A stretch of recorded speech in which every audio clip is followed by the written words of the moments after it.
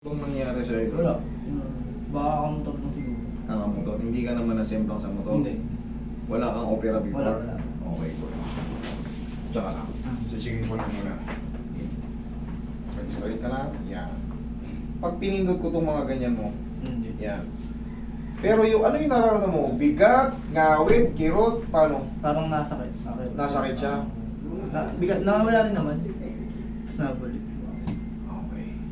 Baka nga sa kakamotor idol, medyo pag hindi kita pinilit paano, nakakubado ka eh. Siguro Siguro. nga yung gamit sa spine. Pero yan, madali lang yan. Buti nga kahit pa paano, yung ganitong pakaramdam nyo, pina-actionan nyo agad. Kasi, mauuwi yan sa ano. Meron tayong mga tinatawag na radiculopathy, banda dyan, sa leg. Marami na akong kasong hinandil na ganyan. Dahil sobrang awit, hindi mo naman alam kung paano i-adjust. Pahaplos mo ng ganyan. Giginawa, pero yun pa rin. Mga 2 araw ka lang nagmotor, yun na naman. Ngawit na ngawit ka, ang bigat ng pakaramdam mo. Ang kailangan dyan, traction. Mga discompression yan. Madalas ka ba mag-rides? Rider ka. Rider ka? Rider. Oo, kita mo yung itsura ng kamay mo, layo na. Bakit? Kalat ang araw-araw sa highway eh. Relax na. Yun. Yan. Galing na ako dito nga. Tayo. August. Tayo, anong problema mo nung nakaraan? Vertigo. Vertigo. Kumusta yung vertigo mo? Wala na. Paklas ka, isang kaya ka lang. Higang patagilid.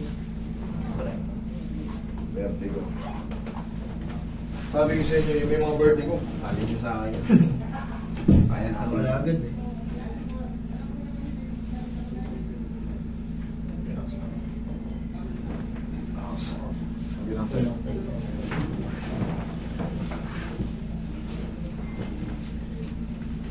Kahit gaano ka severe na vertigo, subukan nyo tanggalin ko yan.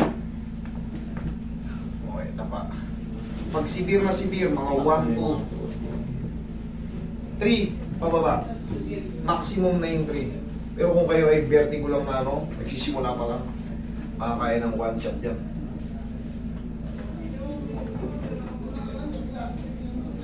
Ang ibig sabihin ng severe, yung konting ganun lang, o lingon lang, nahihilo na. Konting babaong ka, parang galing ka sa lindol. Yan, mas severe yan. Tapos nagsuso ka. Grabe, pag dumilat, hilo na kagad. Yan, mga severe.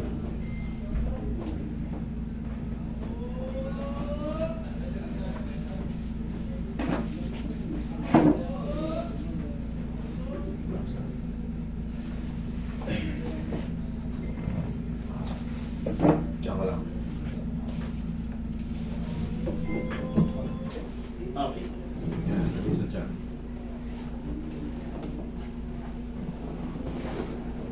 Inhale. Exhale.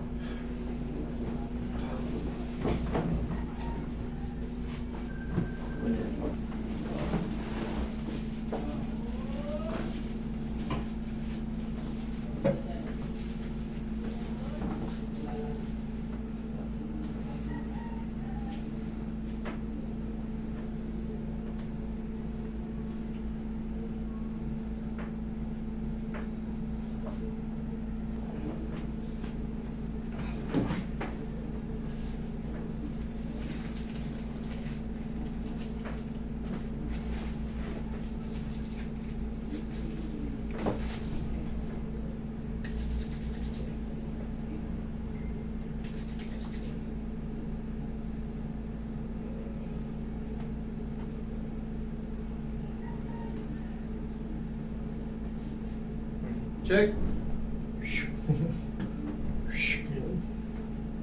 Okay. Sing. Thank you.